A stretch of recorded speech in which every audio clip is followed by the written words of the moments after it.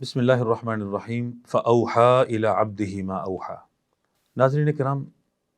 اللہ رب العزت نے اپنے بندے کی طرف وحی کیا جو اس نے وحی کیا۔ اس آیت کریمہ کی روشنی میں واقعہ معراج میں اللہ رب العزت نے رسول رحمت صلی اللہ علیہ وسلم کو جو تحفے دیے، یا آپ علیہ الصلوۃ والسلام کو معراج کے موقع پر جو امت کے لیے جو ہدیے دیے، جو تحفے دیے، اس آیت کی روشنی میں ہمیں سمجھنے کی ضرورت ہے۔ نبی اکرم صلی اللہ علیہ وسلم کو 3 بڑے اللہ نے تحفے دیے تھے۔ سب سے بڑا تحفہ نماز کا تحفہ ہے کہ اللہ رب العزت نے پہلے 50 نمازیں اور پھر جناب موسیٰ علیہ الصلوۃ والسلام کے بار بار کہنے پر جو 5 رہ گئی تھیں، یہ جو 5 نمازوں کا تحفہ ہے، اللہ رب العزت نے اس کو مکمل کر دیا ہے، اس کا اجر و ثواب 50 کے برابر کر دیا ہے،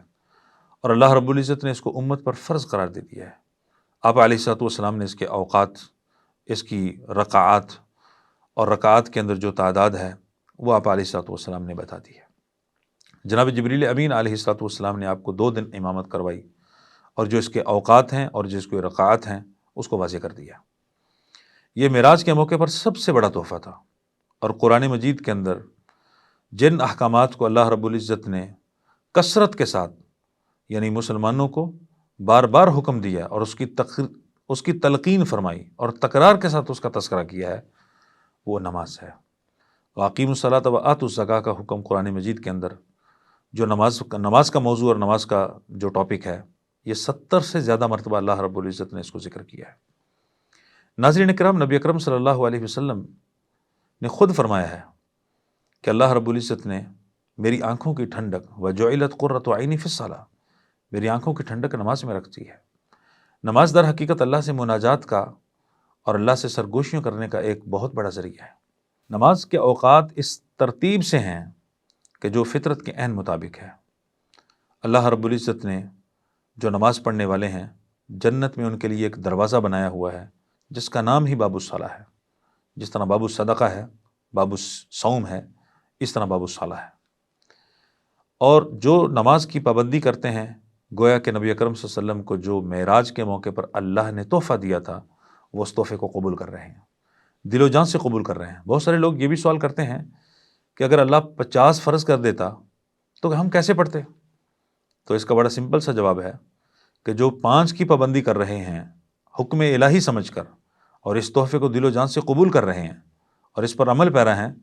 انشاءاللہ العزیز وہ 50 بھی پڑھ سکتے تھے۔ لہذا جو 5 نہیں پڑھ رہے وہ 50 کیسے پڑھ سکتے؟ تو اس حوالے سے نبی اکرم صلی اللہ علیہ وسلم کو جو سب سے بڑا معراج پر تحفہ ملا وہ نماز کا تحفہ ہے۔ آپ علیہ الصلوۃ والسلام نے خود فرمایا کہ جب میں بیت المعمور پر گیا تو جناب جبریل امین علیہ الصلوۃ والسلام نے میرے سامنے 3 چیزوں کو پیش کیا۔ ایک شہد کا پیالہ تھا، ایک دودھ کا پیالہ تھا، ایک شراب کا پیالہ تھا۔ تو آپ نے فرمایا میں نے دودھ کو پسند کیا، اخذت اللبن فشربتہ، میں نے دودھ پکڑا اور اس کو پی لیا۔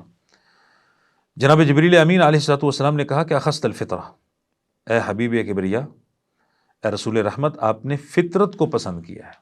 اور اگر آپ لو اخذت الخمر، اگر آپ پکڑ لیتے شراب کو، لغویت وغوت امتک،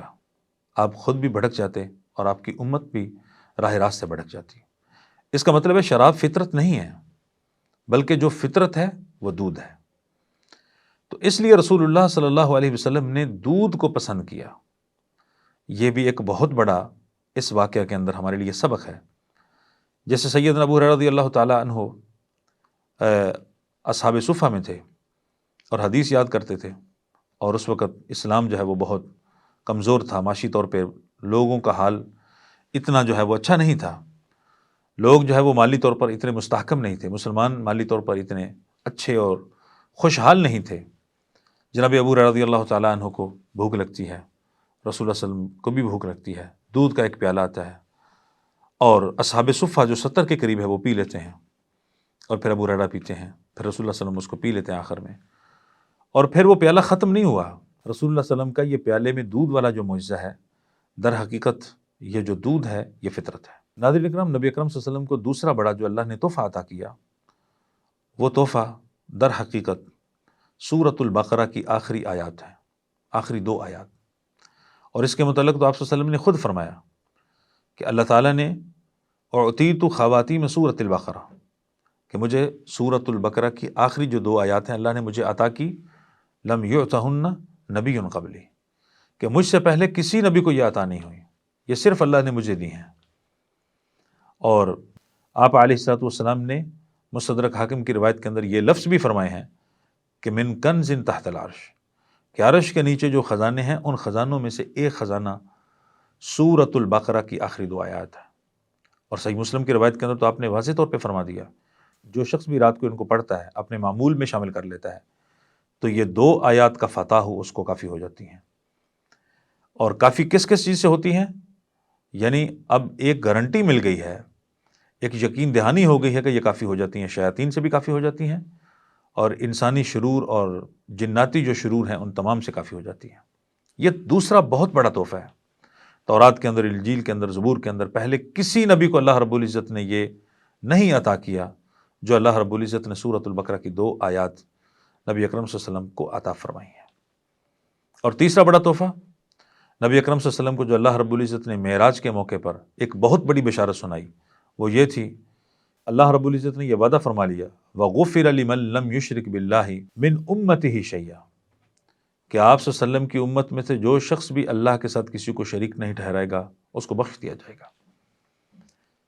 اس کا مطلب یہ نہیں ہے کہ گناہ بھی بخش دیے جائیں گے، اگر شرک نہیں کرتا اور گناہ کبیرہ کے اندر مبتلا ہے اور ساری زندگی فرائض کی اس نے پابندی نہیں کی تو پھر بھی اس کو بخش دیا جائے گا۔ اللہ رب العزت مواخذہ کرے، اللہ رب العزت اس کو بخش دے تو اس کی رحمت ہے، مواخذہ کر لے تو یہ اللہ کا عدل ہے۔ لیکن اس کا مطلب یہ ہے کہ اس کے گناہ اگر اس کی غلطیوں پر حاوی ہیں تو قیامت کے دن وہ جہنم میں اگر جائے گا، لیکن وہ ہمیشہ کے لیے جہنم میں نہیں رہے گا، بالآخر اپنے گناہوں کی سزا پا کے وہ جنت میں آ جائے گا۔